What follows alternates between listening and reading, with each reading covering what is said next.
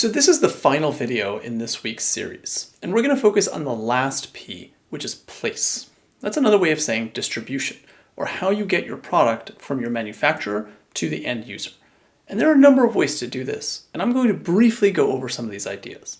Now I want to say there's a lot about distribution that we could discuss, but I'm going to leave some of that conversation to some of your operations professors to talk about the logistics of actually getting product to customer. What I want to focus on are some of the basic ideas about distribution that live within the marketing context. And I'll admit, we'll do this fairly briefly because we've already covered quite a bit of content this week. So let's get into it. The first thing to realize, and we alluded to this in previous videos, is that there are cases where you have a manufacturer who directly sells to a consumer. We can think of that as a direct channel. It's a direct line from your producer or manufacturer to the customer. But not everything works that way.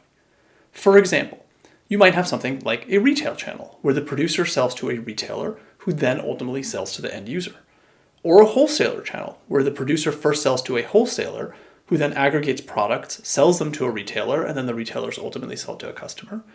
Or you might even have an agent broker channel, where the producer sells to a series of agents or brokers who again consolidate products, sell them to wholesalers who are consolidating on agents, who then sell it to retailers and then ultimately sell it to consumers. All of these are existing channels for distributing your product from a manufacturer to a consumer, and they have certain trade-offs. But you might want to ask, why introduce intermediaries? Like, why not just always sell direct to consumer? Ultimately, when you have intermediaries, they're all taking margin. You have a situation where, for example, if we think about a retailer channel, if I sell first to a retailer who then sells to a consumer, that retailer needs to get a cut, which means that cut is coming from me, the manufacturer.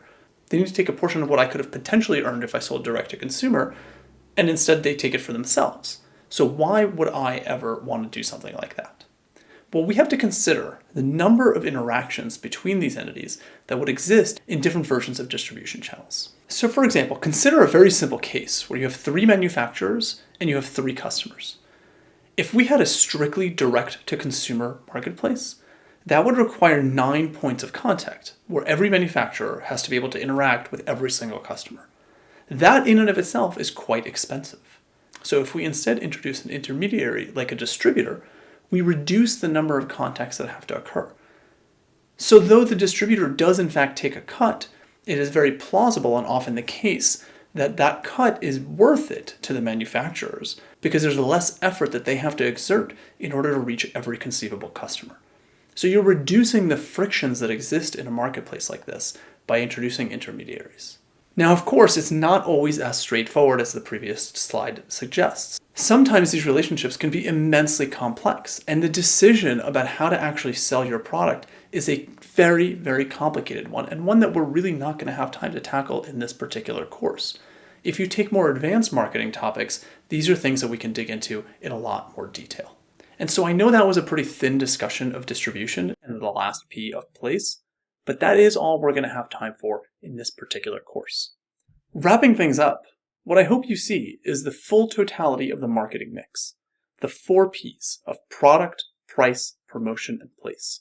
These are the levers that you have as a marketing manager to change the course of your product. If you can use these effectively and follow best practices, there's a very good chance that your products will find success.